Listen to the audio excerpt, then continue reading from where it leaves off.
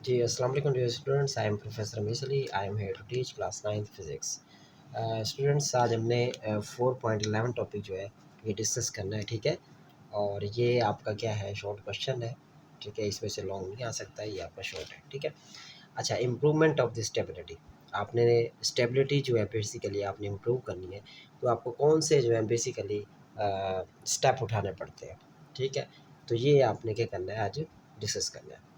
देखिए, it is our daily life observation जो है basically low arm chair is more stable than a high chair because of low centre of gravity.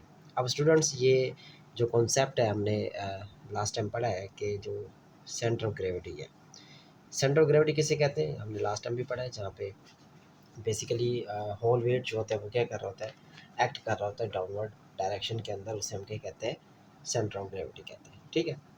अब वो कहते हैं कि डेली लाइफ के अंदर आप ऑब्जर्व कर रहे होते हैं कि जो ये जो आपके पास लो आर्म चेयर है बेसिकली ये मोर स्टेबल होती है, क्योंकि देखें कोई भी ऑब्जेक्ट है, अगर वो क्या है आपके पास उसकी हाइट कम है वो ज़्यादा स्टेबल होता है, ठीक है। और ऐसा ऑब्जेक्ट जो कि बहुत उसकी हाइट जो है वो भी ज़्यादा होती है, ठीक है, वो अनस्टेबल फील हो रहा होता है।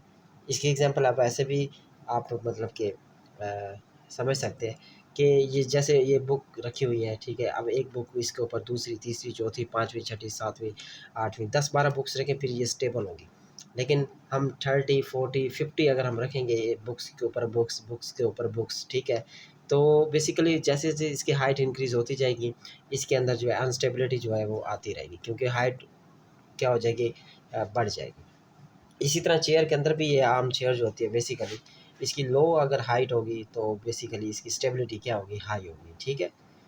नेक्स्ट क्या कहता है कि the position of centre of gravity is very important when we are talking about stability.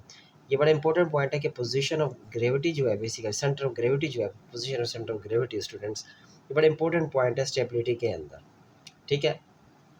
अब देखिए ये बस जो है आप देख रहे हैं, वो कहते हैं double decker bus is being tilted to rest its stability. ये डबल डेकर बस है, लेकिन ये देखिए टिल्ट इसे किया हुआ है, इसे बेंड किया हुआ है, लेकिन फिर भी ये क्या है, स्टेबल है, जिसकी वजह से ये गिर नहीं रही। क्यों नहीं गिर रही? क्योंकि इसका जो सेंटर ऑफ ग्रेविटी होगा अभी भी इसकी बेस के अंदर से क्या कर रहा होगा, क्रॉस कर रहा होगा, जिसकी वजह से ये क्या है स्टूडेंट्स, ये एक स्टेबल है। जैसे ही और इसे टिल्ट करेंगे और बेंड करेंगे, ये सेंटर ऑफ ग्रेविटी इसकी बेस से बाहर निकलेगा, तो ये जो बस है ये क्या हो जाएगी, गिर जाएगी।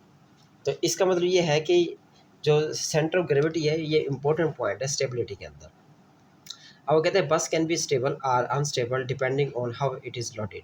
कहते हैं बस का जो स्टेबल है या अनस्टेबल है ये किस पे डिपेंड करता है, लोडेड पे डिपेंड कर रहा होता है। किस पे डिपेंड कर रहा होता है, वो कितना लोड है, ठीक है। आप देखते हैं कि डेली लाइफ के अंदर देख रहे हैं ट्रक जो है बेसिकली लोड करके जा रहे होते हैं। आप यूट्यूब पे शायद देखते हो, ठीक है, कोई ऐसी वीडियो जो बिल्कुल हाई लोडेड होते हैं ट्रक, ठीक है, वो अनस्टेबल होते हैं, समटाइम वो गिर भी जाते हैं, जिनके ऊपर बहुत सारा लोड रख देते हैं, ठीक है, वो थोड़ा सा भी एक अगर रोड आगे ख़राब आ जाए तो वो गिर जाते हैं अनस्टेबिलिटी की वजह से। कहते हैं if the heavy load are placed on the floor of the bus, its centre of gravity is very low. अगर हैवी लोड होगा किसके ऊपर, place of the floor of the bus, bus के फ्लोर पर, ठीक है, तो सेंटर ऑफ ग्रेविटी क्या लो हो जाएगा, no if it is disturb slightly a torque will bring to back its original position. ये पहले सेंटेंस मतलब कि पहली बात के अंदर ये कह रहे हैं कि अगर वो लोडेड है बहुत ज़्यादा, फ्लोर उसका जो ये वाला जैसे फ्लोर कहते हैं फर्श, ये वाला हिस्सा बहुत ज़्यादा लोडेड है, ऊपर वाला नहीं, ये वाला लोडेड है बहुत ज़्यादा, तो ज़ाहिर सी बात है नीचे ज़्यादा वजन होगा तो ये क्या है, ज़्यादा स्टेबल होगी। अगर उसे थोड़ा सा टिल्ट भी करेंगे तो वो अपने ओरिजिनल शेप में वापस आ जाएगी, ठीक है स्टूडेंट्स। एक तो बात ये कर रहे हैं, अब इस दूसरी बात भी करेगा, ठीक है। अब वो कौन सी है स्टूडेंट्स, वो भी हम देख लेते हैं नेक्स्ट पेज पे।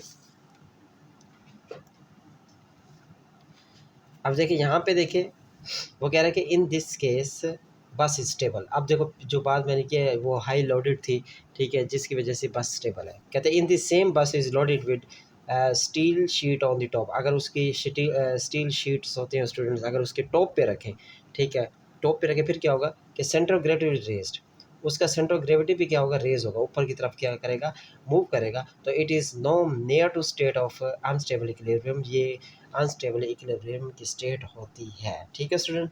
सो a couple will turn it over slightly tilted.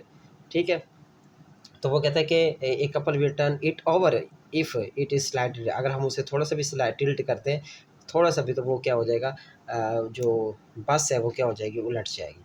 The same is the case of ship and boats. ये कहते हैं कि शिप्स और बोट जो बहरी जहाज़ होते हैं, चल रहे होते हैं, उनके अंदर भी ऐसे हो रहा होता है। ठीक है, उनके अंदर भी अगर हैवी लोड होगा, ठीक है, टॉप पर, तो वो गिर जाएंगे। अगर स्टेबिलिटी होगी बेस के अंदर, उसका लोड ज़्यादा होगा तो वो स्टेबल ही रहेंगे। फिर हमने इसे इम्प्रूव कैसे करना है, यहाँ से एक क्वेश्चन ये भी बन सकता है, बड़ा इंपॉर्टेंट क्वेश्चन है कि इम्प्रूव स्टेबिलिटी सिस्टम इधर by the lowering the centre of gravity. एक पॉइंट तो ये है कि सेंटर स्टेबिलिटी को इंक्रीज करने का स्टूडेंट्स, एक पॉइंट ये है कि आप क्या करें, lowering the centre of gravity, lowering the centre of gravity.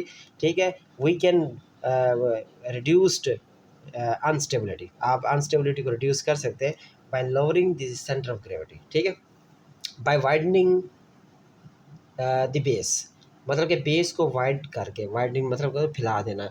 आपको पता है कि जिसकी बेस ज़्यादा होगी, ठीक है, वो क्या होगा, ज़्यादा स्टेबल होगा, जिसकी बेस कम होगी वो कम स्टेबल होगा।